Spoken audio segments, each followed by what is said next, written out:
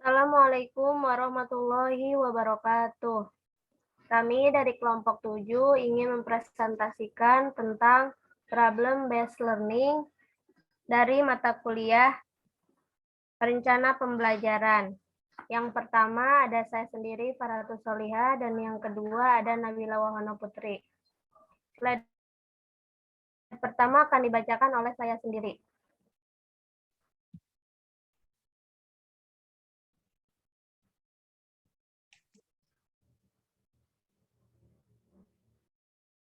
Pengertian problem based learning.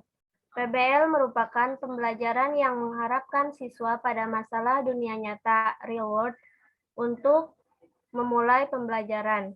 Masalah diberikan kepada siswa. Sebelum siswa mempelajari konsep atau materi yang berkenaan dengan masalah yang harus dipecahkan, dengan demikian, untuk memecahkan masalah tersebut, siswa akan mengetahui bahwa mereka membutuhkan pengetahuan baru yang harus dipelajari untuk memecahkan masalah yang diberikan.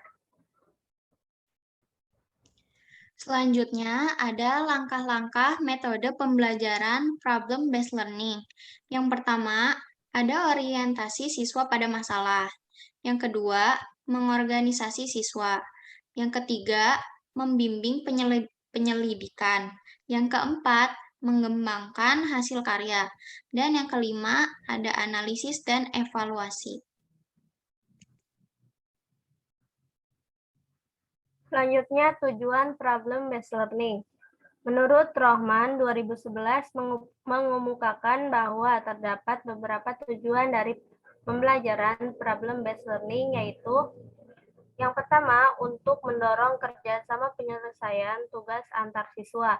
Yang kedua, memiliki elemen-elemen belajar mengajar sehingga mendorong tingkah laku, pengamatan siswa, dan dialog dengan lainnya.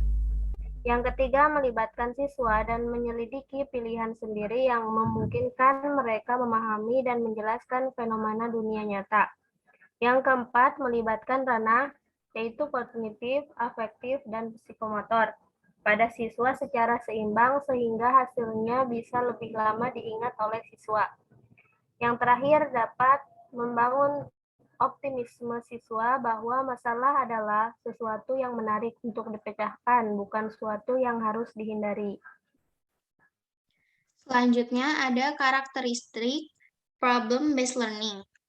Menurut Jefferson 2001, ada beberapa karakteristik dari problem-based learning yang menunjukkan adanya perbedaan dengan strategi pembelajaran yang lain, yaitu yang pertama, problem-based learning merupakan subset dari collaborative learning.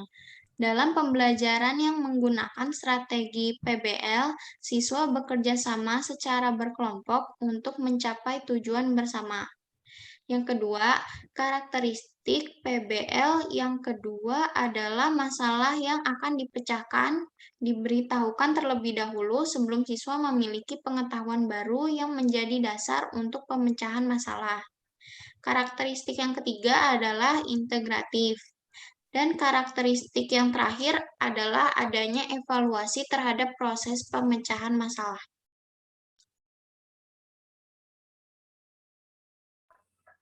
Selanjutnya, kelebihan metode problem-based learning. Menurut Sudrajat 2011 mengemukakan beberapa keunggulan dari model problem-based learning ini, yaitu yang pertama, siswa lebih memahami konsep yang diajarkan sebab mereka sendiri yang menemukan konsep tersebut. Yang kedua, melibatkan secara aktif, memecahkan masalah, dan menuntut keterampilan berpikir siswa yang lebih tinggi. Yang ketiga, pengetahuan tertanam berdasarkan skemata yang dimiliki oleh siswa sehingga pembelajaran lebih bermakna. Yang keempat, siswa dapat merasakan manfaat dari pembelajaran sebab masalah-masalah yang diselesaikan langsung dikaitkan dengan kehidupan nyata.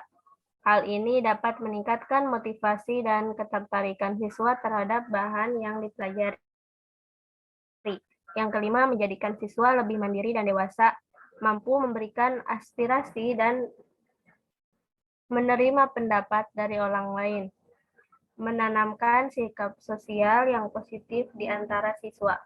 Dan yang keenam, pengkondisian siswa dalam belajar kelompok yang saling berinteraksi terhadap pembelajaran dan temannya sehingga pencapaian ketuntasan siswa dapat diharapkan. Selanjutnya ada kekurangan metode problem-based learning. Yang pertama, manakala siswa tidak memiliki minat atau tidak mempunyai kepercayaan bahwa masalah yang dipelajari sulit untuk dipecahkan, maka mereka akan merasa enggan untuk mencoba. Yang kedua, keberhasilan pembelajaran melalui problem solving membutuhkan cukup waktu untuk persiapan dan pelaksanaannya, karena sering problem-based learning tidak hanya dilaksanakan di kelas, tetapi juga di luar kelas. Yang ketiga, masa tanpa pemahaman. Mengapa mereka berusaha untuk memecahkan masalah yang sedang dipelajari, maka mereka tidak akan belajar apa yang ingin mereka pelajari.